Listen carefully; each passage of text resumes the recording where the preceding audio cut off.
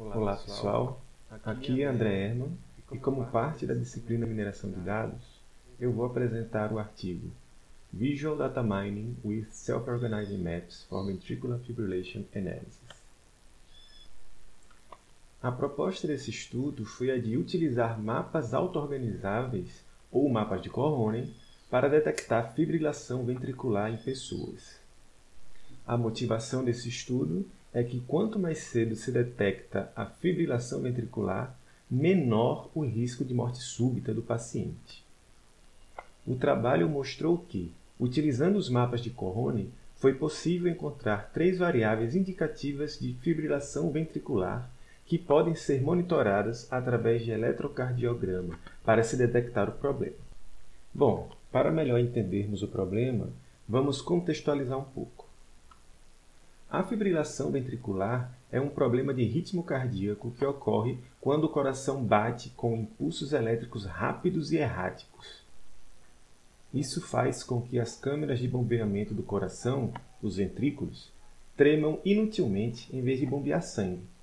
É causada por uma atividade elétrica desorganizada do coração, resultando colapso, inconsciência e um sério risco de morte do paciente, a menos que uma terapia de recuperação apropriada seja aplicada. Normalmente é um choque de desfibrilação de alta voltagem. Analisar o eletrocardiograma é uma alternativa não invasiva de diagnosticar fibrilação ventricular através de extração de parâmetros dos sinais.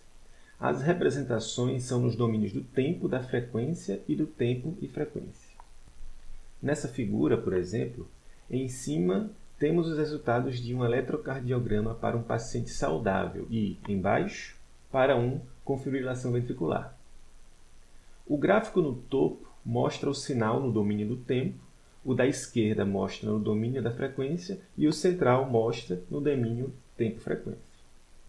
Perceba que há diferenças entre os 3 gráficos, sendo possível, portanto, treinar um modelo que possa identificar e nos diga onde procurar por essas diferenças. Uma forma de visualizar padrões em dados n-dimensionais é através dos mapas de Coroney.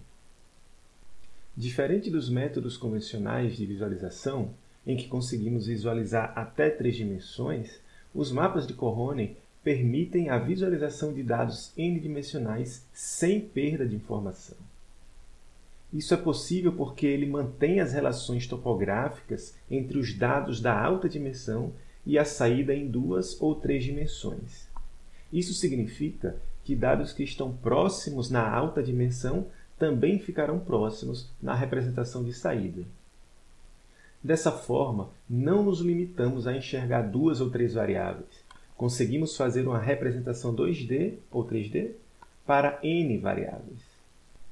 Um mapa de Coroney é uma rede neural e também é chamado de mapa auto-organizável, ou Self-Organizing Maps, SOM, uma abreviação para o inglês, e é largamente utilizado em várias áreas do conhecimento. Neste mapa, os neurônios são organizados em 2 camadas. Uma camada de entrada formada por N neurônios, em que cada neurônio é uma variável de entrada, e uma camada com um grid de dimensionalidade mais baixa, geralmente 2 dimensões. Cada neurônio é representado por um vetor de pesos n-dimensional, onde n é o número de dimensões do vetor de entrada, ou seja, o número de variáveis de entrada.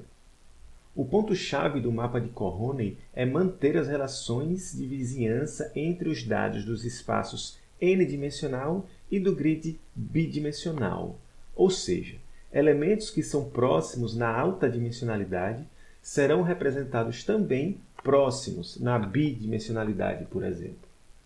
Isso implica que, nesse estudo, pacientes com comportamento cardíaco similares, de acordo com as variáveis observadas, serão colocados em áreas próximas no grid bidimensional. O tipo de mapa pode ser hexagonal ou retangular, por exemplo. O número de neurônios irá determinar o tamanho do mapa. Após a escolha do tipo e tamanho do mapa, deve-se determinar o peso sináptico dos neurônios. É aqui que entra o algoritmo de aprendizado. Inicialmente, os valores dos pesos são aleatoriamente atribuídos. Então, através de um processo iterativo, os valores dos vetores vão sendo calculados e atualizados a cada passo, através de uma medida de distância entre o vetor e os demais. O vetor com a menor distância, chamado de BMU, ou Best Matching Unit, é então movido para próximo do vetor de entrada, juntamente com seus vizinhos topológicos, como se pode ver aqui nessa figura. Bom, agora vamos falar de heatmap. Um heatmap representa a resposta do mapa de Cohonen sobre um determinado dado de entrada. Ele mostra o número de vezes que um determinado dado se aproximou mais de um determinado neurônio. Nessa figura, cada neurônio é representado por um hexágono e a área pintada representada é proporcional ao número de dados de entrada que foram similares a esse neurônio em particular. Isso dá uma ideia de quantidade de pacientes que pertencem a cada neurônio, o que torna possível a comparação de padrões diferentes associados a cada classe.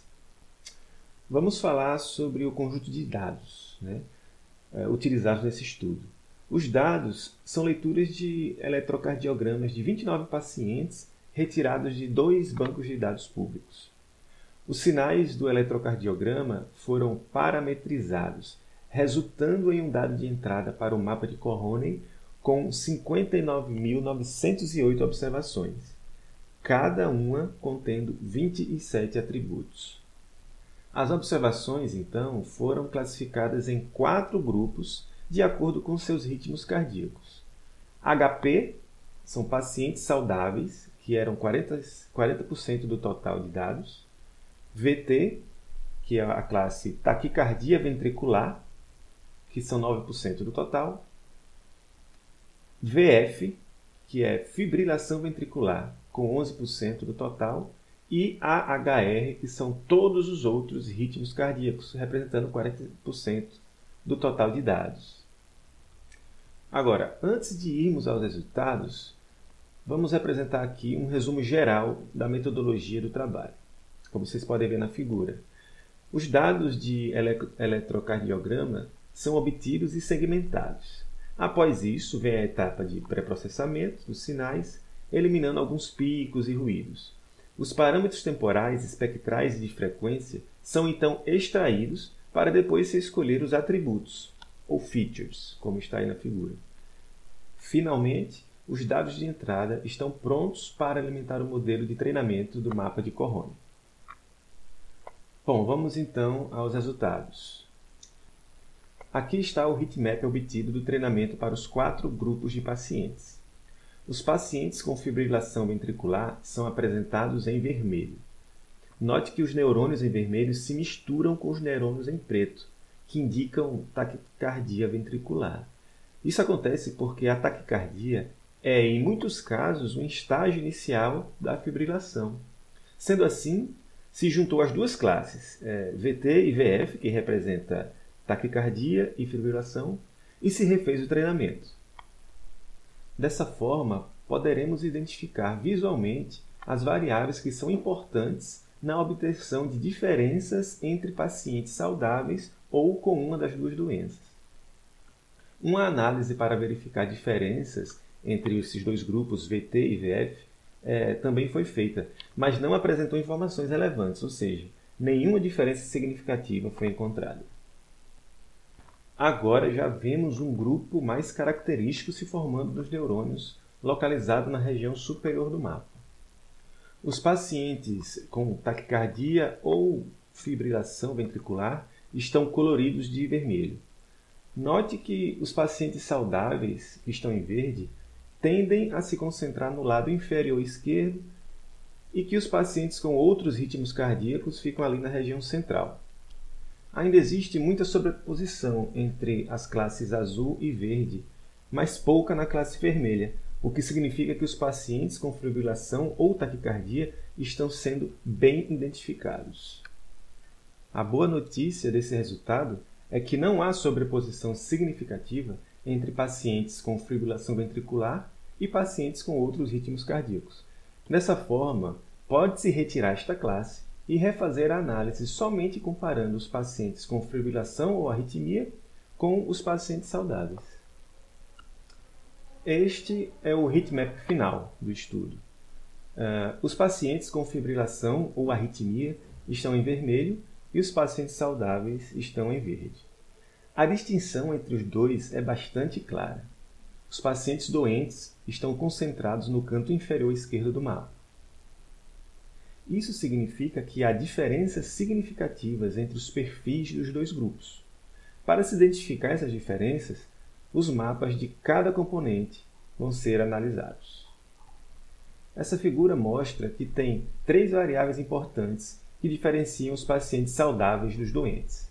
É o QTEL, CT8 e o CURVE. Explicar o significado dessas variáveis foge ao escopo do vídeo, mas basta saber que elas são originadas dos sinais de eletrocardiograma. A razão pelo qual essas são as variáveis que mais afetam a diferenciação de pacientes saudáveis e de pacientes doentes é porque elas têm valores maiores justamente na mesma região que estão concentrados os pacientes doentes, no canto inferior esquerdo do mapa, como está destacado aí na figura. Então, nós podemos concluir, o estudo conclui, que é possível utilizar mapas de Cohone para extrair informações de sinais de eletrocardiograma para poder identificar pacientes com fibrilação ou taquicardia ventricular. Por esse método, foram identificadas 3 variáveis importantes de serem monitoradas em eletrocardiogramas para detectar a presença de uma dessas doenças de forma mais rápida. Isso é tudo. Muito obrigado por assistir.